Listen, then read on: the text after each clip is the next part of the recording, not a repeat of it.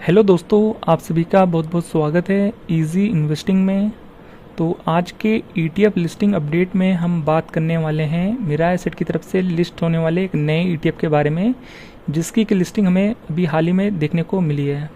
तो आज हम इसी ETF के बारे में बात करेंगे, देखेंगे कौन से इंडेक्स को करता है ये ट्रैक, और साथ ही हम ये भी आपको बता दें कि जिस इंडेक्स का ये नया ETF लिस्ट हुआ है उस इंडेक्स का अभी तक मार्केट में कोई भी ETF लिस्टेड नहीं था। तो ये एक अच्छी बात निकल के आती है।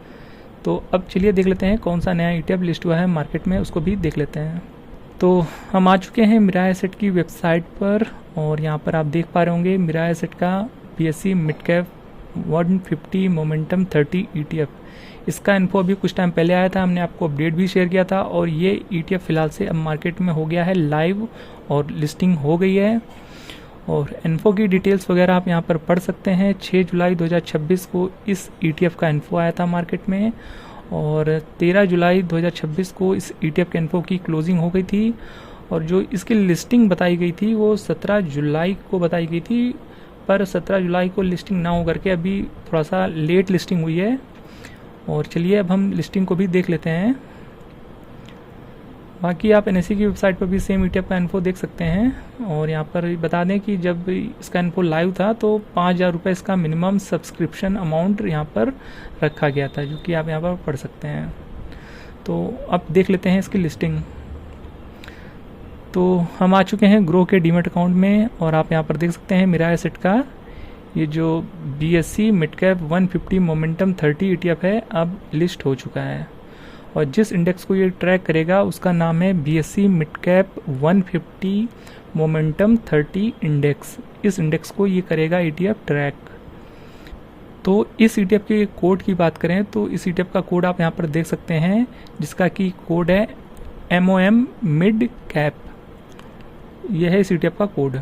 और लिस्टिंग प्राइस की बात करें तो अभी फ़िलहाल से जो ETF ट्रेड हो रहा है वो 12.51 पे ट्रेड हो रहा है।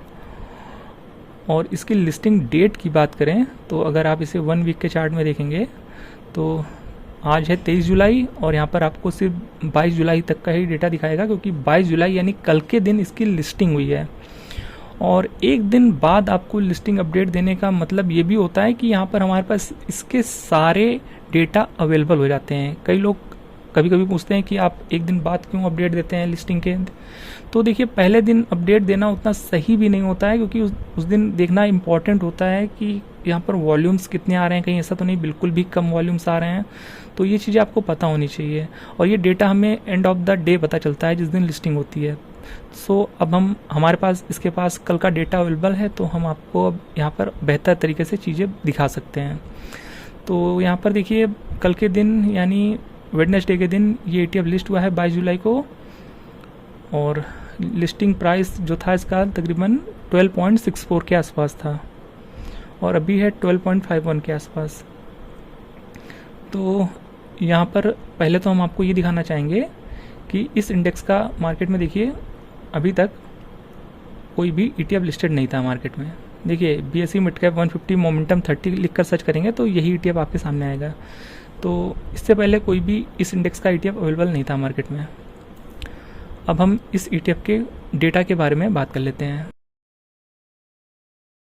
तो NSE की वेबसाइट पर हम आ चुके हैं। सेम ETF का कोड आप यहाँ पर पढ़ सकते हैं, और यहाँ पर 22 जुलाई का डेटा यहाँ पर आपके सामने है, जहाँ पर कि जो कल के दिन वॉल्यूम यहाँ पर आए हैं वो देख सकते हैं 5,11,517 का। क्योंकि देखिए ETF का प्राइस काफ़ी कम है, तो थोड़े से वॉल्यूम्स आपको यहाँ पर ज़्यादा दिख रहे होंगे, पर टर्नओवर में देखेंगे तो यहाँ पर 64 लाख का यहाँ पर लगभग टर्नओवर आया है। यानी बाइंग और सेलिंग दोनों अगर ट्रेड्स को मिला दी जाएँ तो उसकी वैल्यू 64,04,614 है। और फिर नंबर ऑफ ट्रेड्स आप यहाँ पर देख सकते हैं 191 ट्रेड्स परफॉर्म हुई हैं। तो अब देखा जाए तो बहुत ज़्यादा ट्रेड्स नहीं है, पर फिर भी ठीक ठाक है। नए ETF के लिहाजे से देखा जाए तो चलता है। और डिलीवरी क्वांटिटी आप यहाँ पर पढ़ सकते हैं। डिलीवरी परसेंटेज यहाँ पर 64.56% का रहा है, जो कि पहले दिन के लिहाजे से ओके है डेटा। कोई बहुत अच्छा डेटा नहीं है, वॉल्यूम उतने भी बहुत अच्छे नहीं है, क्योंकि ETF का प्राइस कम है तो वॉल्यूम यहाँ पर आपको फिगर में ज़्यादा दिख रहे होंगे। तो ये है कल का डेटा। अब हम बात कर लेते हैं जिस इंडेक्स को करता है ये ट्रैक। अब इस इंडेक्स के बारे में भी जल्दी से देख लेते हैं। तो हम आ चुके हैं BSE की वेबसाइट पर, क्योंकि ये BSE का इंडेक्स है और यहाँ पर लास्ट 2 ईयर्स का आपके सामने चार्ट खुला हुआ है, 1 जुलाई 2024 से लेकर के यहाँ पर 23 जुलाई 2026 तक। तो यहाँ पर आप चार्ट को देख सकते हैं। तो लगभग अपने ऑल टाइम हाई जो इसका लगा था 4 अक्टूबर 2024 के आसपास, आज से लगभग पौने 2 साल पहले या 2 साल पहले, और अभी जो चार्ट है वो यहाँ पर देख सकते हैं 1,26,000 के आसपास है। तो लगभग ऑल टाइम हाई से बहुत ज़्यादा नीचे नहीं है, 2-3% ही नीचे है, ज़्यादा नीचे नहीं है। बाकी यहाँ पर आप फैक्ट शीट पर क्लिक करके यहाँ पर और भी चीज़ें समझ सकते हैं डिटेल्स में, और यहाँ पर आपके सामने सेम इंडेक्स का यहाँ पर सारा डेटा वगैरह दिखा देगा यहाँ पर। और जिस इंडेक्स को ये ट्रैक करता है वो यहाँ पर, जैसा कि मिड कैप 150 इंडेक्स होता है जो BSE का, उसमें से बेस्ट 30 मोमेंटम स्कोर वाले स्टॉक्स का सिलेक्शन किया जाता है इस इंडेक्स में। और यहाँ पर जो BSE मिड कैप 150 इंडेक्स है उसी में से टॉप 30 बेस्ट मोमेंटम स्कोर वाले स्टॉक्स निकाले जाते हैं और इस इंडेक्स में डाले जाते हैं।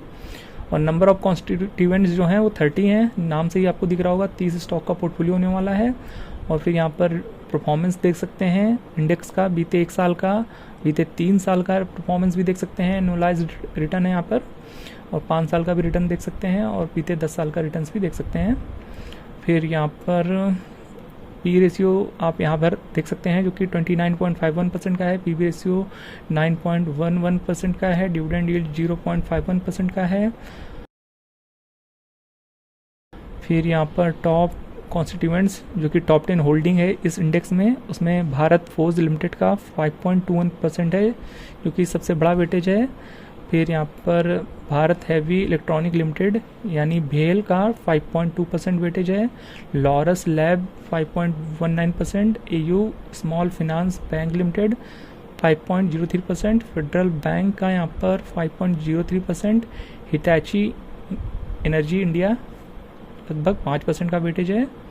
फिर MCX का 4.89%, फिर GE वर्नोआ 4.82% और CG पावर 4.64% और नाल्को का 4.27% वेटेज है।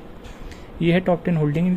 और यहाँ पर सेक्टोरल वेटेज देख सकते हैं जिसमें कि सबसे बड़ा वेटेज रखा गया है फिनेंशियल सर्विसेज का 29.34%, फिर इंडस्ट्रियल का यहाँ पर 27.19%, फिर health care 14%, commodities 8.47%, consumer discretionary 8.19%, FMCG 5% का ऑलमोस्ट, और टेलीकम्युनिकेशन 4.24% और सर्विसेज का यहाँ पर 2.27, यूटिलिटीज़ का 0.79% का वेटेज है।